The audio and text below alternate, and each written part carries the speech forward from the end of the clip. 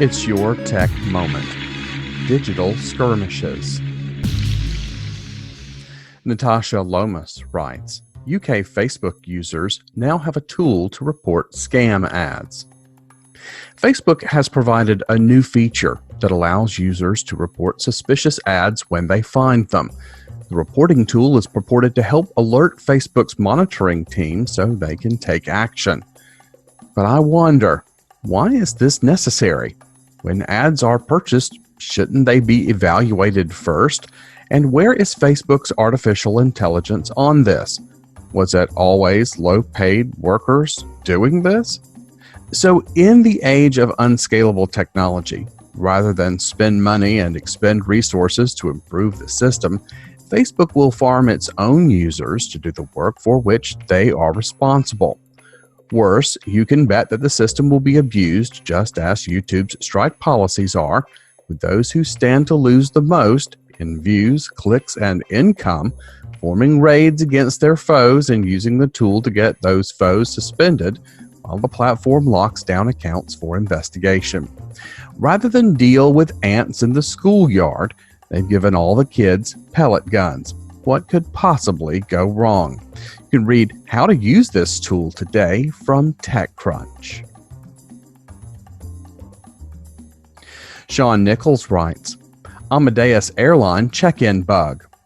An insecure object allowing bug hunters to discover that half of the world's airlines use a system that can uniquely identify traveler boarding pass information. That's a real issue for the industry, and it may have been exploited by intelligence agencies and bad actors all over the planet. You can find this article today over at The Register. Lisa Voss writes, ransomware attackers demand $1.8 million from U.S. college. A New York college of 8,000 students are doing things the old-fashioned way this week after the institution suffered a malware attack.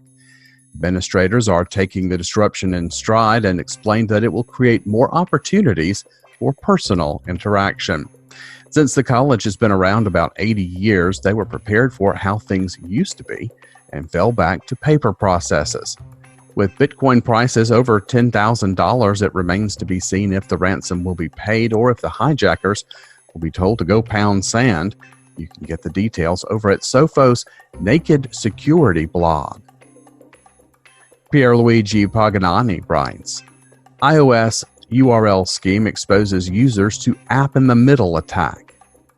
Insecure methods for apps that interact with each other are beginning to pose a problem for Apple and others. Take, for instance, the Facebook app launching the Messenger app on a phone. Since these applications have not been merged together, the Facebook app opens Messenger and passes user credentials over to log in automatically. But does Messenger check to see if it's the Facebook app that did the action? Not likely. Malicious apps can intercept these credentials during an attempt to automatically launch another app. You can get the technical details about this bug over at Security Affairs blog. In other interesting tech news around the web, Tesla workers charged that production quality suffered, as they did, during Elon Musk's push to drive out cars in Nevada. Sour grapes or safety hazard? Tech Dirt has a story about how a Russian spy was tracked using his smartphone. How?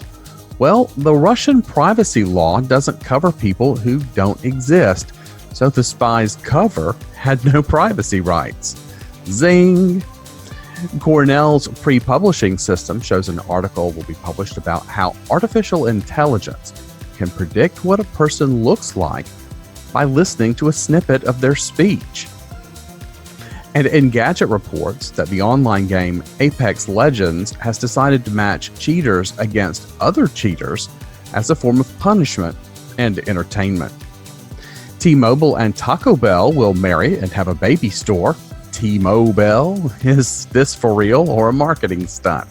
We've seen banks turn their branches into coffee shops. So, it's an all-out war over cable fees. The FCC's Ajit Pai proposes eliminating localities from assessing taxes and fees for broadband services. Is this a win for big cable? And Frontier is West Virginia's biggest telecom operator, but claims its business is unsustainable. The company has enjoyed a near monopoly, but customers complain of low quality service. Should government investments to provide rural broadband come with strings on how that money is spent to ensure tax dollars are hitched to quality? Check out this and all of the stories over at yourtechmoment.com.